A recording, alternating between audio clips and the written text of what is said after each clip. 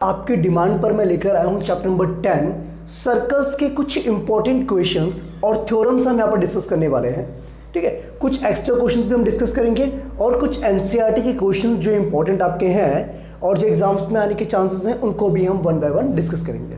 तो बट आपका टाइम ज़्यादा नहीं लेते हुए स्टार्ट करते हैं आज की video with the chapter name circles. देखो बेटा, चैप्टर 10 की हम बात कर रहे हैं सर्कल्स की। ठीक है बेटा, तो ज़्यादा टाइम नहीं लेंगे इसमें, हम ज़्यादा इंट्रोड्यूस नहीं करवाएंगे क्योंकि इंट्रोडक्शन आपको ऑलरेडी आता है। ठीक है, बस कुछ टर्म्स आपने ध्यान रखना है। एक तो बेटा टेंजेंट के बारे में। टेंजेंट क्या होता है? देखो, अगर मेरे पास एक सर्कल गिवन है, ठीक है बेटा, टेंजेंट क्या होता है? एक लाइन होती है जो सर्कल को सिर्फ एक पॉइंट पर टच करते हुए जाती है। ठीक है बेटा, और सेकंड क्या होता है? जो सर्कल को दो पॉइंट पे कट करते हुए जाती है, इंटरसेक्ट करते हुए जाती है, उसे हम सेकंड कहते हैं। ये आपका सेकंड हो गया and this one is tangent. Clear बेटा? ओके, और आपको ये भी पता है कि एक सर्कल के ऊपर we can draw infinite number of tangents, क्योंकि आपको पता है बेटा सर्कल क्या है? कलेक्शंस ऑफ पॉइंट्स होता है, और बहुत सारे पॉइंट्स से कलेक्शन की वजह से मैं टेंजेंट यहाँ पर ही बना सकता हूँ, मैं टेंजेंट इस पॉइंट पे बना सकता हूँ ऐसे करके। ठीक है, मैं टेंजेंट इस पॉइंट पे बना सकता हूँ, मैं टेंजेंट इस पॉइंट पे बना सकता हूँ। यानी कि इस तरीके से we can draw infinite number of tangents to a given circle. ठीक है बेटा, ये तो बात होगी टेंजेंट्स की। क्लियर? अब बात सुनो बेटा, अब एक क्वेश्चंस की जब बात करें तो बेटा आपको पता है 10.1 थ्योरम और 10.2 theorem both are very very important. ठीक है, स्पेशली 10.2 थ्योरम ज़्यादा इंपॉर्टेंट है, तो मैं आपको दोनों थ्योरम्स आपको एक्सप्लेन करूंगा one by one, so that आपको जो है समझ में आ जाए एक्चुअल में थ्योरम्स में करना क्या है। ठीक है बच्चे? ओके, क्लियर बेटा? ओके, और आपको ये भी पता है बेटा, अगर हम सर्कल की बात कर रहे हैं, सर्कल की बात कर रहे हैं, ठीक है, तो आपको पता है ये जो सर्कल को जो दो पॉइंट्स पर कट करती है लाइन सेगमेंट, उसे हम कोड कहते हैं, तो पता ही है आपको। ठीक है, सेंटर से लेकर सर्कल तक का जो डिस्टेंस होता है सर्कल की बाउंड्री तक, उसे हम रेडियस कहते हैं, और रेडियस के डबल को हम डायमीटर कहते हैं। ठीक है बेटा? ओके, ये तो कुछ नहीं था बेटा, सिंपल सी बात थी। अब बेटा बात करते हैं हम थ्योरम नंबर 10.1। ठीक है, चलिए ओके बेटा, तो स्टार्ट करते हैं बेटा रिवीजन विद द थ्योरम्स। देखो, सबसे पहले बात करते हैं हम थ्योरम नंबर 10.1 की। देखो यहाँ पर क्या बोला गया बेटा इस थ्योरम में, the tangent at any point of a circle is perpendicular to the radius to the point of contact. तो आपको बताना है क्या बेटा कि जो टेंजेंट हमेशा होती है ना, वो रेडियस के परपेंडिकुलर होती है at the point of contact. अब बात सुनो बेटा, सबसे पहली बात तो हमें क्या करना पड़ेगा, यहाँ पर गिवन लिखना पड़ेगा कि हमें क्या क्या कंडीशंस गिवन है। हमें गिवन है अ सर्कल, ठीक है बेटा, एक सर्कल हम लेट कर रहे हैं विथ सेंटर O, जिसका सेंटर क्या है? O है। ठीक है, and XY is a tangent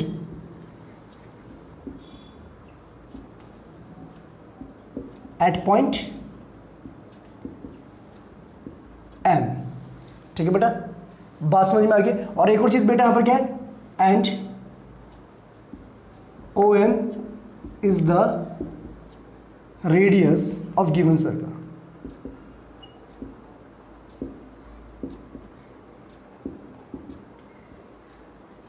ठीक है, कैसे? क्योंकि पता है बेटा आपको सेंटर से लेके सर्कल की बाउंड्री तक की जो लाइन होती है that is called the line segment होती है, उसे हम रेडियस कहते हैं, तो पता होगा आपको।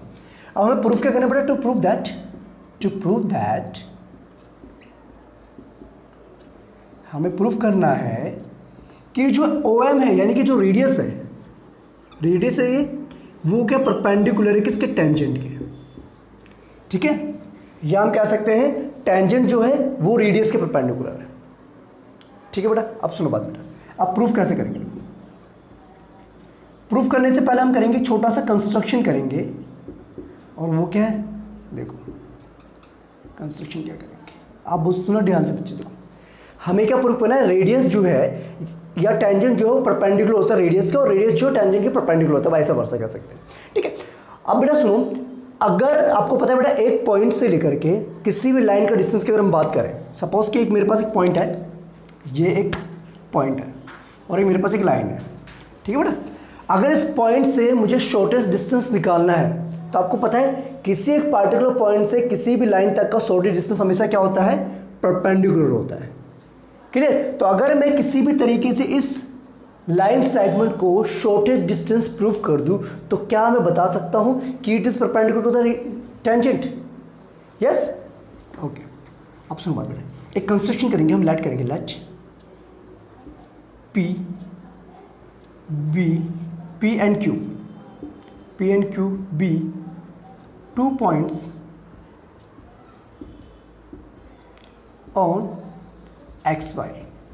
ठीक है बेटा, हमने क्या करा, 2 पॉइंट्स लिए, तो हमने पी पॉइंट लिया, एक हमने क्यू पॉइंट लिया, किसके ऊपर, एक्स वाई के ऊपर। ठीक है, वेरी नाइस। आप ये काम करो, ज्वाइन कर दो ओ पी को और ओ क्यू को भी ज्वाइन कर दीजिए।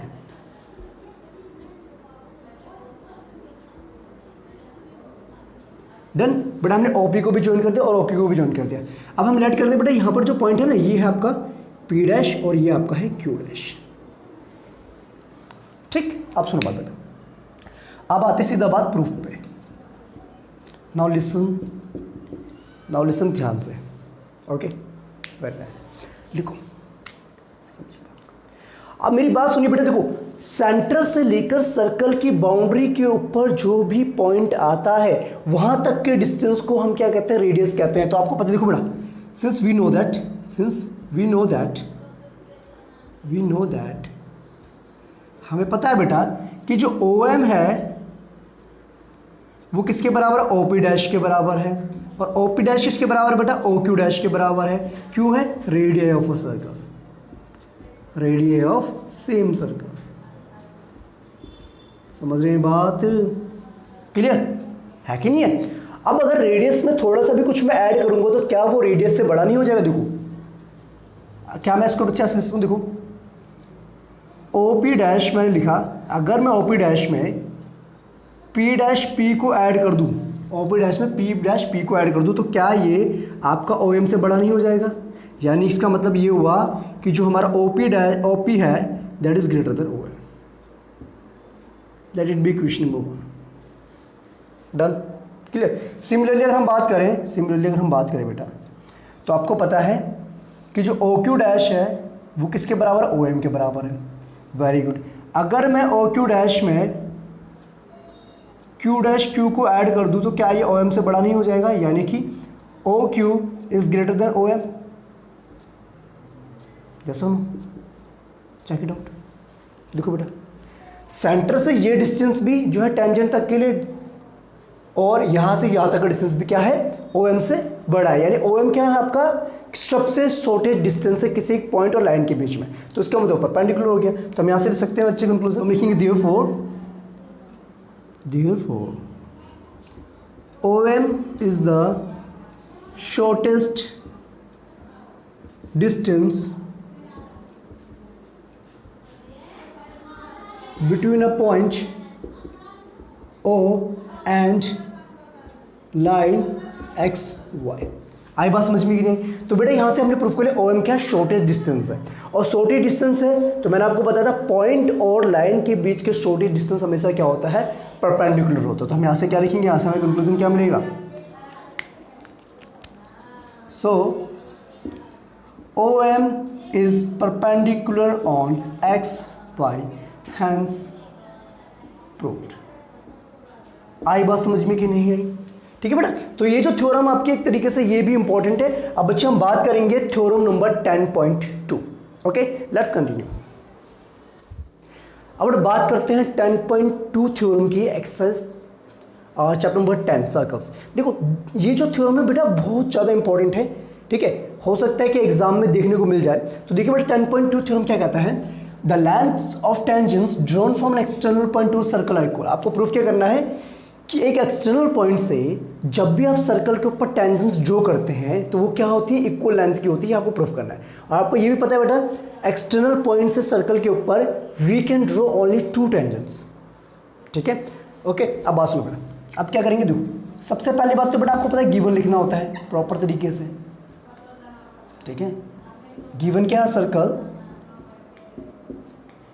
a circle with center O,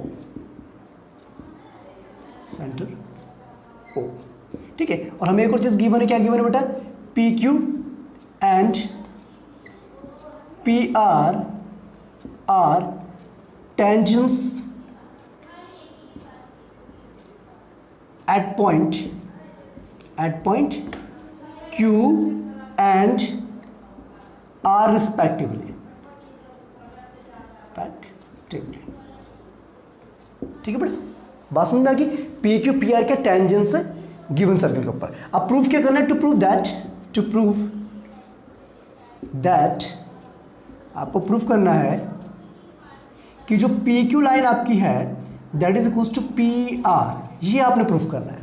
तो इसके लिए हम क्या करेंगे बेटा, एक काम करेंगे, कंस्ट्रक्शन करेंगे, ज्वाइन ओ क्यू को हम ज्वाइन कर लेते हैं और ओ आर को हम ज्वाइन कर लेते हैं और यहाँ से हम ओ पी को ज्वाइन कर लेते हैं, ठीक है। तो हमारे पास दो ट्राइंगल्स मिलेंगे।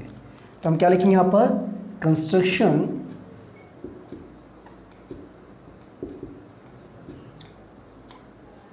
ठीक है। तो क्या लिखना है कंस्ट्रक्शन में आपने, join O Q O R and O P को आपने ज्वाइन कर देना है। कर लिया बेटा आपने ज्वाइन पॉइंट्स को, वेरी नाइस। अब आते सीधा प्रूफ पे। आप सुनो बेटा, ध्यान से समझेंगे इस बात को। देखो सुनो बेटा, बट आपको पता है, वी नो दैट, हमें पता है, वी नो दैट टेंजेंट क्या होता है बेटा आपका, tangent at the point of contact क्या होता है, रेडियस के परपेंडिकुलर होता है, ये आपको पता है। वी नो दैट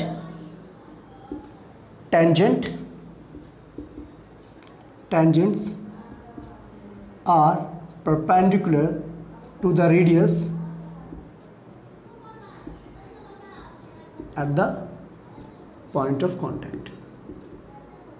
ये आपने पढ़ा था बेटा, आपने 10.1 थ्योरम में हमने पढ़ा था। तो इसका मतलब ये हुआ कि जो हमारा OQ है वो हमारा PQ के परपेंडिकुलर है, ठीक है। और दूसरी बात, हमारा जो OR है that is also perpendicular on PR, ठीक। तो इसका मतलब ये जो हमारा एंगल आपका है PQ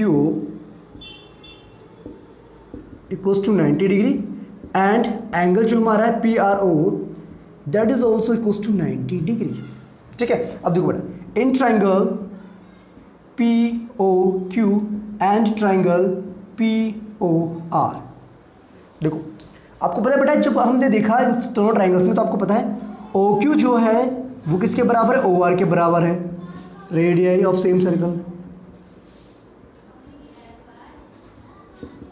सेम सर्कल क्या है, रेडियस है, दोनों रेडियस है, ठीक है बेटा। और दूसरी बात क्या बेटा, जो OP आपका है वो OP के बराबर हो गया, कॉमन हो गया, common side on both triangles. और तीसरी बात बेटा कि यहाँ पर जो एंगल आपका है PQO और एंगल PRO, ये दोनों के दोनों क्या 90 डिग्री के हैं।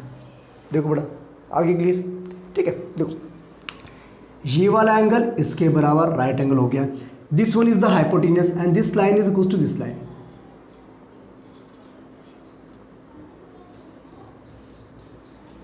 तो क्या होगा, RHS यानी कि राइट एंगल हाइपोटेन्यूस साइड से दोनों ट्राइंगल कॉन्ग्रुएंट हो गए और CPCD से PQ और PR आपस में इक्वल हो जाएगा। Hence proved.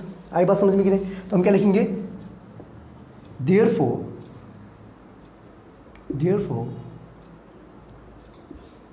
by right angle hypotenuse side congruence criteria